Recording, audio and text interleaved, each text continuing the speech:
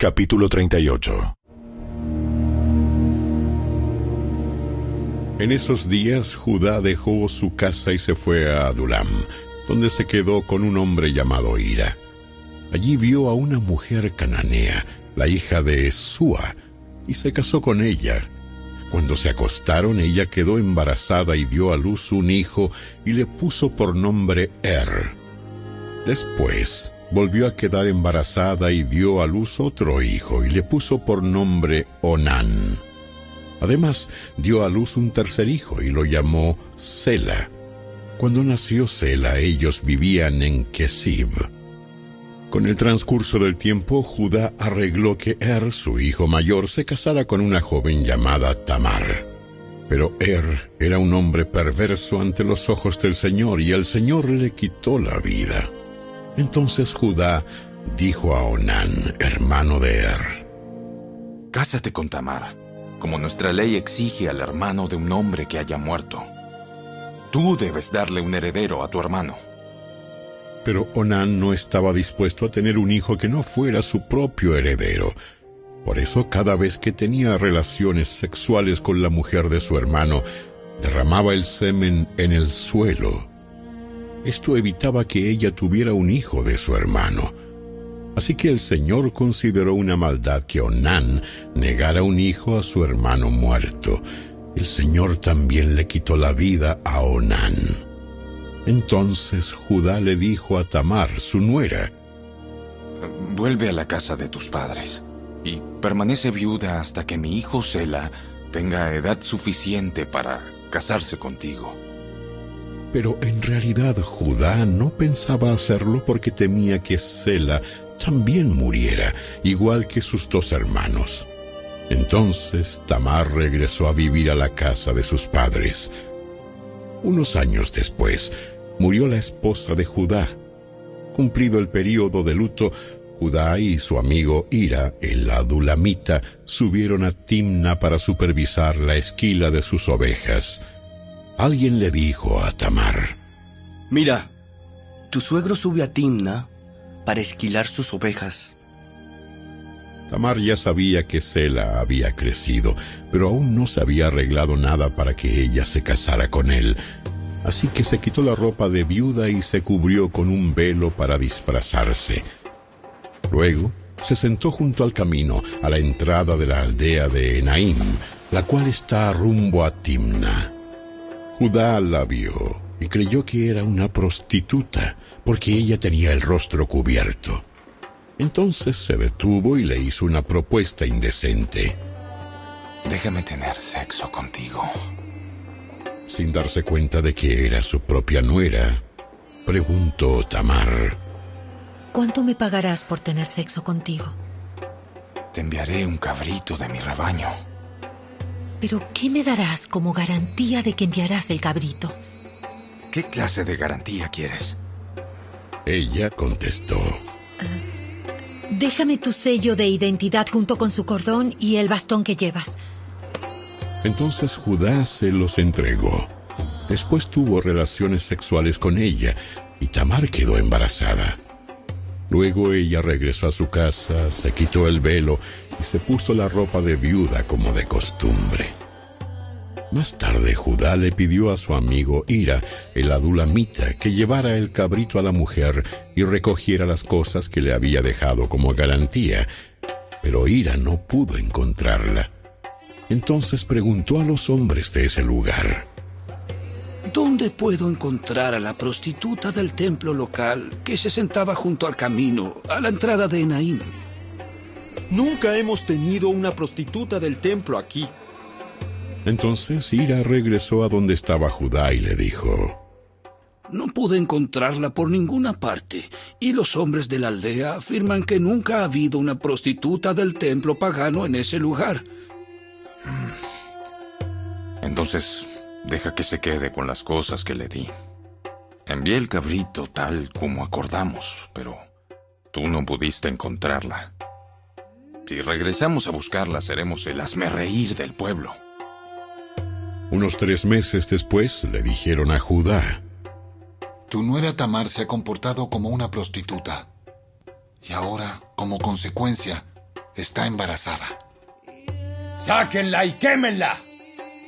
Pero cuando la sacaban para matarla, ella envió el siguiente mensaje a su suegro. El dueño de estas cosas fue quien me dejó embarazada. Fíjese bien.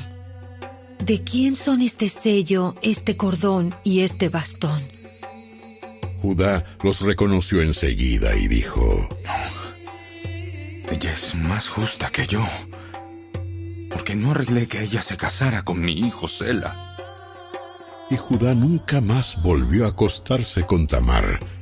Cuando llegó el tiempo de que Tamar diera a luz, se descubrió que esperaba gemelos. Durante el parto, uno de los niños sacó la mano, entonces la partera le ató un hilo rojo en la muñeca y anunció: Este salió primero. Pero luego el niño metió la mano de vuelta y salió primero su hermano. Entonces la partera exclamó: Vaya, ¿cómo hiciste para abrirte brecha y salir primero? Y lo llamaron Fares. Luego nació el niño que llevaba el hilo rojo en la muñeca y lo llamaron Sera. Capítulo 39. Cuando los mercaderes ismaelitas llevaron a José a Egipto, lo vendieron a Potifar, un oficial egipcio. Potifar era capitán de la guardia del faraón, rey de Egipto. El Señor estaba con José, por eso tenía éxito en todo mientras servía en la casa de su amo egipcio. Potifar lo notó y se dio cuenta de que el Señor estaba con José y le daba éxito en todo lo que hacía. Eso agradó a Potifar, quien pronto nombró a José su asistente personal. Lo puso a cargo de toda su casa y de todas sus posesiones. Desde el día en que José quedó encargado de la casa y de las propiedades de su amo, el Señor comenzó a bendecir la casa de Potifar por causa de José. Todos los asuntos de la casa marchaban bien y las cosechas y los animales prosperaron. Pues Potifar le dio a José total y completa responsabilidad administrativa sobre todas sus posesiones. Con José a cargo, Potifar no se preocupaba por nada, excepto qué iba a comer.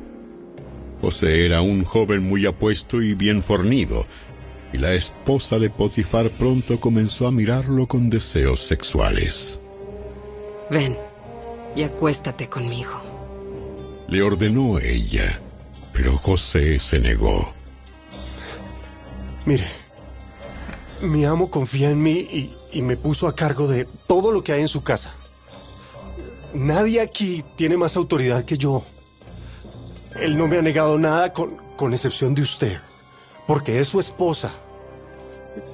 ¿Cómo podría yo cometer semejante maldad? Sería un gran pecado contra Dios. Día tras día ella seguía presionando a José, pero él se negaba a acostarse con ella y la evitaba tanto como podía. Cierto día, sin embargo, José entró a hacer su trabajo y no había nadie más allí. Ella llegó, lo agarró del manto y le ordenó: Vamos, acuéstate conmigo. José se zafó de un tirón, pero dejó su manto en manos de ella al salir corriendo de la casa. Cuando ella vio que tenía el manto en las manos y que él había huido, llamó a sus siervos. Enseguida, todos los hombres llegaron corriendo. ¡Miren! Mi esposo ha traído aquí a este esclavo hebreo para que nos deje en ridículo. Él entró a mi cuarto para violarme, pero yo grité. Cuando me oyó gritar, salió corriendo y se escapó, pero dejó su manto en mis manos. Ella se quedó con el manto hasta que su esposo regresó a la casa. Luego le contó su versión de lo sucedido. Ese esclavo hebreo que trajiste a nuestra casa intentó entrar y aprovecharse de mí. Pero cuando grité, salió corriendo y dejó su manto en mis manos. Potifar se enfureció cuando oyó el relato de su esposa acerca de cómo José la había tratado. Entonces agarró a José y lo metió en la cárcel donde estaban los presos del rey. José quedó allí, Pero el Señor estaba con José en la cárcel y le mostró su fiel amor. El Señor hizo que José fuera el preferido del encargado de la cárcel. Poco después, el director puso a José a cargo de los demás presos y de todo lo que ocurría en la cárcel. El encargado no tenía de qué preocuparse porque José se ocupaba de todo. El Señor estaba con él y lo prosperaba en todo lo que hacía.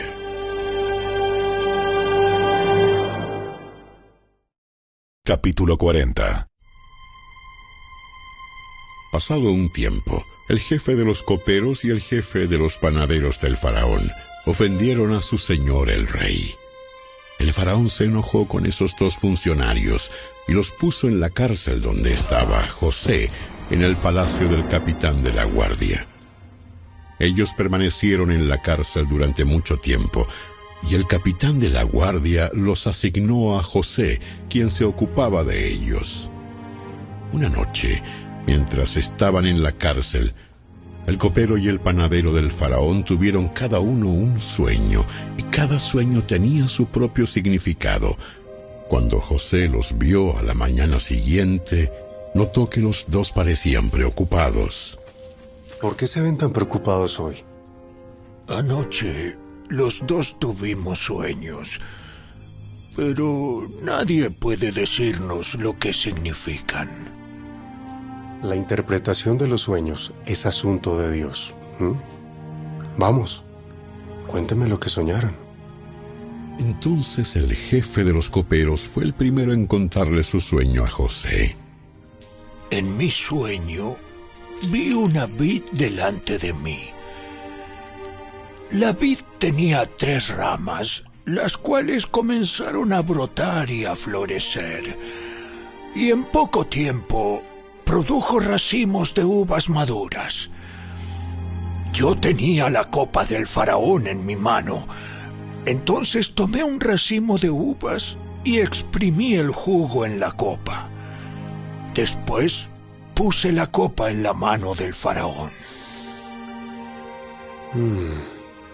El sueño significa lo siguiente. Las 3 ramas representan 3 días. Dentro de 3 días, el faraón te levantará y te pondrá nuevamente en tu puesto como jefe de coperos. Te pido que te acuerdes de mí y me hagas un favor cuando las cosas te vayan bien. Háblale de mí al faraón para que me saque de este lugar, pues me trajeron secuestrado desde mi tierra, la tierra de los hebreos, y ahora estoy aquí en la cárcel, aunque no hice nada para merecerlo. Cuando el jefe de los panaderos vio que José había dado una interpretación tan positiva del primer sueño, le dijo a José: Yo también tuve un sueño. En mi sueño había 3 canastas de pasteles blancos sobre mi cabeza. En la canasta de arriba había todo tipo de pasteles para el faraón. Pero llegaron las aves y se los comieron de la canasta que estaba sobre mi cabeza. El sueño significa lo siguiente. Las 3 canastas también representan 3 días. En 3 días, el faraón te levantará y atravesará tu cuerpo con un poste. Luego las aves llegarán y picotearán tu carne. 3 días después era el cumpleaños del faraón, quien preparó un banquete para todos sus funcionarios y su personal. Así que llamó al jefe de sus coperos y al jefe de sus panaderos para que se unieran a los demás funcionarios. Entonces restituyó al jefe de los coperos a su cargo anterior para que volviera a entregar al faraón su copa. Pero el faraón atravesó al jefe de los panaderos con un poste, tal como José había predicho cuando le interpretó el sueño. Sin embargo, el jefe de los coperos del faraón se olvidó de José por completo y nunca más volvió a pensar en él.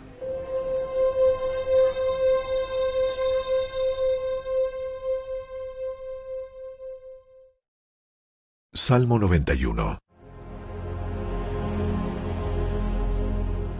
Los que viven al amparo del Altísimo encontrarán descanso a la sombra del Todopoderoso. Declaro lo siguiente acerca del Señor. Solo Él es mi refugio, mi lugar seguro. Él es mi Dios y en Él confío. Te rescatará de toda trampa y te protegerá de enfermedades mortales. Con sus plumas te cubrirá y con sus alas te dará refugio. Sus fieles promesas son tu armadura y tu protección. No tengas miedo de los terrores de la noche, ni de la flecha que se lanza en el día. No temas a la enfermedad que acecha en la oscuridad, ni a la catástrofe que estalla al mediodía. Aunque caigan 1000 a tu lado, aunque mueran 10,000 a tu alrededor, esos males no te tocarán. Simplemente abre tus ojos y mira cómo los perversos reciben su merecido. Si haces al Señor tu refugio y al Altísimo tu resguardo, ningún mal te conquistará, ninguna plaga se acercará a tu hogar, pues Él ordenará a sus ángeles que te protejan por donde vayas. Te sostendrán con sus manos para que ni siquiera te lastimes el pie con una piedra. Pisotearás leones y cobras. Aplastarás feroces leones y serpientes bajo tus pies. El Señor dice: rescataré a los que me aman. Protegeré a los que confían en mi nombre. Cuando me llamen, yo les responderé. Estaré con ellos en medio de las dificultades. Los rescataré y los honraré. Los recompensaré con una larga vida y les daré mi salvación.